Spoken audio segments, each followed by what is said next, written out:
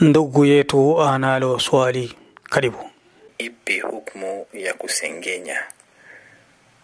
Katika swali la pili panakuja A na B, ambayo A, je, aliyesengenywa ana haki ya kujua? Na B, ni ipi toba? Na B, ni ipi toba ya mtu aliyesengenya? Hukumu ya kuteta ni haram. Qala subhanahu ya ayyuhalladhina amanu jitanibu kathiran min adh-dhann inna ba'd adh-dhanni ithm. Allah anasema enyi mlioamini jikingeni na dhana nyingi. Hakika dhana nyingi ni madhambi. Wala tajassasu, msichunguzani. Chunguzana sana ni vibaya. Utakuja kuvumbuka na mazito usiyoyaweza. Ukimchunguza bata hauwezi kumla. Muache upelelezi, mengine hamuyawezi. Kisha Allah kaendelea na nasihi, anasema wala yaghtab ba'dukum ba'dha. Mmoja wenu asithubutu kumteta mwenzake, asimsengenyi mwenzake.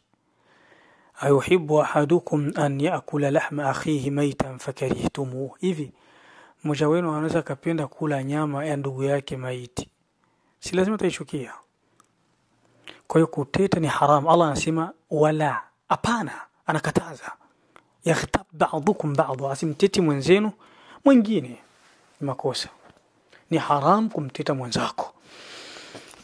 Unajua malipo ya kumteta mtu mwenzako duniani? Malipo ya utesi, harufu mbaya inazaga ulimwenguni. Katika hadithi hasan, inna nasan min almunafiqin qad ightabu nasan min almuslimin falidhalika hajat hadhihi rihu almumtina. Wakati Mtume sallallahu alaihi wasallam ukimteta mtu, harufu nyingi mbaya inatakapakaa. Kwa nini leo tunatetana sana lakini harufu mbaya tuisikii? Unajua ni kwa nini?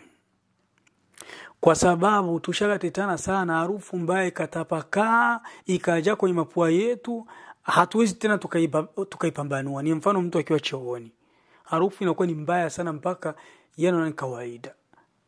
Yaani kwa kuteta watu tunaishi ulimwenguni kama watu ambao wako chooni.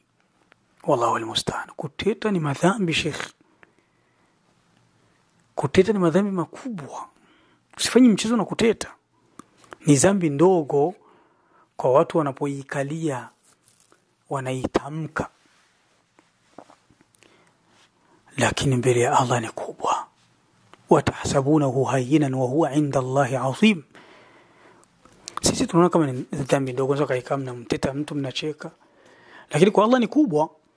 Na ndio maana kwenye hadithi ya Ibn Abbas katika upokezi na matamshi ya Ibn Majah, Mtume sallallahu alaihi wasallam alipitia kaburi mbili, akasema innahuma la yu'adhabani, hawa wawili katika hizi kaburi wanaadhibiwa. Amma ahaduhuma fakana la yastatiru min albaul, ama mmoja wao anaadhibiwa kaburini kwa sababu alikuwa ajistiri na mkojo. Wa amma al-akharu fakana yamshi bilghiba, ama huyu mwingine alikuwa anateta. Kwa hiyo kuteta kunawajibisha adhabu ya duniani, mnuko, na adhabu ya kaburini. Watu wenye wanateta utaadhibiwa kaburini mwao. Kwa matamshi ya Mtume sallallahu alaihi wasallam, na akhera ingoje sasa adhabu yako, moto wa jahannam. Allah tulinde. Kuna watu, Sheikh, si wenye kustiri bali ni wenye kuzagaza. In ra'aw hasanan dafanuha. In ra'aw hasanan, kuna watu na sifa hiyo, in ra'aw hasana dafanuha wa in ra'aw say'a adha'uha. Kuna watu wana tabia kama hiyo, wakiona jema lizuri wanalizika, na wakiona libaya wanalizagaza. In alimu sharran adha'u, wakijua kama umefanya shari wanazagaza, wanaitapakaza. Wa illam ya'lamu kadhabu, hata kama hawajui lolote wanaamua kutungia, kukuzulia uongo. Ukiwatengenezea hoja na kuwaonya na kuwauliza, wanakutukana. Tupishie huko. kahimari su, wanakuwa kama punda mbaya. Punda unapoishibisha inawakera watu kwa fujo, na ikiwa na njaa pia inakukera wewe mwenyewe nao kwa fujo zake.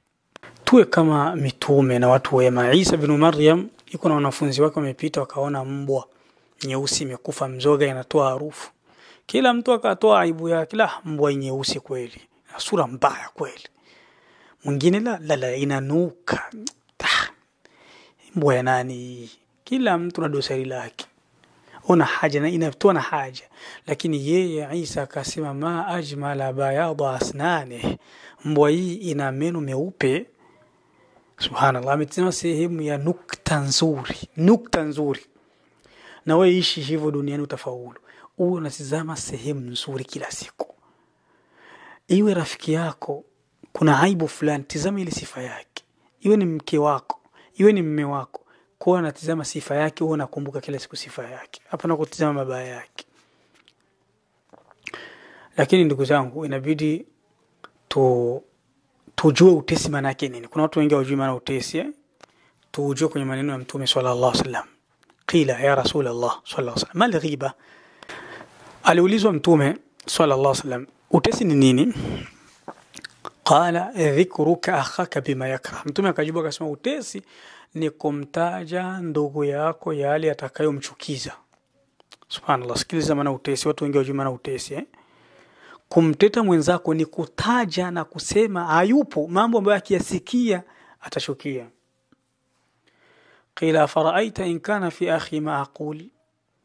Wakamuuliza Mtume, ikiwa yale ambayo namsema atachukia kweli lakini ni kweli kayafanya. Qala in kana fihi ma taqulu faqad ightabta. Ikiwa unayoyasema ni kweli, hapo ndio umemteta. Kwa utesi ni kusema mambo ukweli, ule mtu ni ya kwake, ameyafanya, ukamsema hayupo, huyo ndio utesi. Wa illam yakun fihi ma taqulu faqad bahatta. Mtume akasema ama ikiwa mnamsema mtu ya ambayo hakufanya, basi hapo mmemzulia uongo ambao una adhabu hapa duniani na kesho akhera. Manake umefanya makosa makubwa. Manake umemsema hayupo na ukamsema uongo. Kwa hiyo tuna vitu viwili, buhtan na ghiba. Kuteta na kumzulia mtu. Kuteta ni kumuikalia mtu, unasema vitu vya ukweli alifanya vibaya. Na kumzulia mtu ni kukaa unamsema mtu vitu ambavyo hakufanya. Vyote ni vibaya, lakini cha pili ni kibaya zaidi. Kwa utesi ni mbaya ndugu. Anayekukosea ni bora kuliko anayekusengenya. Unajua maana yake? Anayekukosea ni bora kuliko anayekusengenya. Maana yake mtu akija akakupa lako live la ukweli likakuchoma likakuuma, huyo ni bora kuliko yule ambaye kaenda kusemea nyuma ya pazia. Mtu zaka sema sasa mimi nikiona aibu ya mtu nafanya vipi? Fanya kama gisi Isa bin Maryam alayhi wa ala nabiyina salatu wasalam alikana wanafunzi wake, kisa maarufu.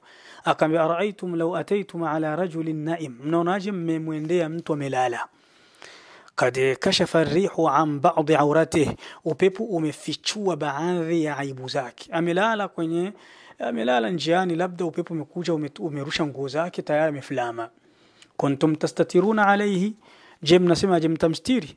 Qalu na'am, sisi wote tunaitika na wote wanafunzi wakamwambia tutamstiri. Ukiona mtu ameflama si unamstiri, au ukiona mtu amekaa vibaya unamwambia weka vizuri mambo yako peupe yako kwenye mataa. Qal bal kuntum takshifuna albaqiyata.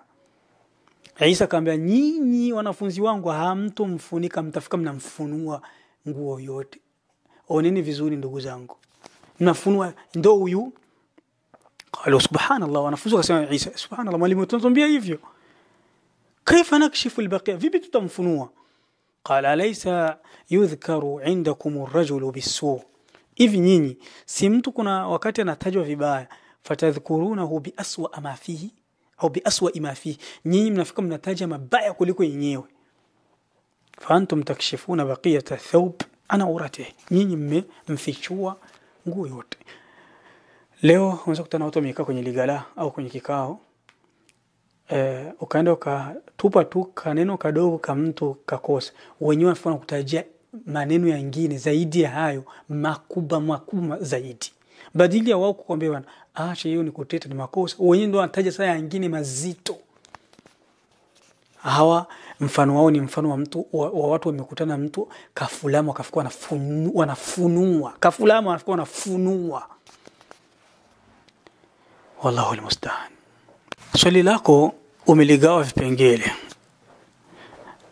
Kipengele cha kwanza, ipi tauba ya mtu ambaye amesengenya? Tauba ya mtu amesengenya ni kwenda kumuomba msamaha uliyemsengenya, ndio tauba yako. Kwenda kumuomba msamaha uliyemsengenya. Ukienda kwenye msala, kwenye shida, Allah nisamehe nimsengenya mwenzangu, au samehewi kama angaliki hai. Alhamdulillah, leo pasha kwa wepesi, usiseme yuko mbali, yuko nchi mbali, tafuta namba yake ya WhatsApp, muandikie bana, ndugu yangu mimi niwahi kusengenya nisamehe. B, kipengele hicho cha B. Je, huyu mtu mwenye kusengenywa ni lazima ajue ambayo amesengenywa? Sio lazima. Kuna watu wengine wakorofi ndugu zangu. Ukimwambia mtu sema bwana mimi naomba samahani nimekuteta, naambie umeniteta aje? Sio vizuri. Mtu akishakuomba msamaha akwambia alikuteta, msamehe. Usingoja akwambie alikusema. Anza kukwambia kineno kizito cha alikusema, utashindwa kuvumilia. Utashindwa kumsamehe. Ligi litaanza upya, na hata ukimsamehe litakutravae kwenye roho, litakuamshia stress. Kuna watu wengine wanajiweka stress wao wenyewe. Mtu akikuteta akakwambia msamaha, mwambie nikusamehe, sio mpaka nitaje umeniteta aje?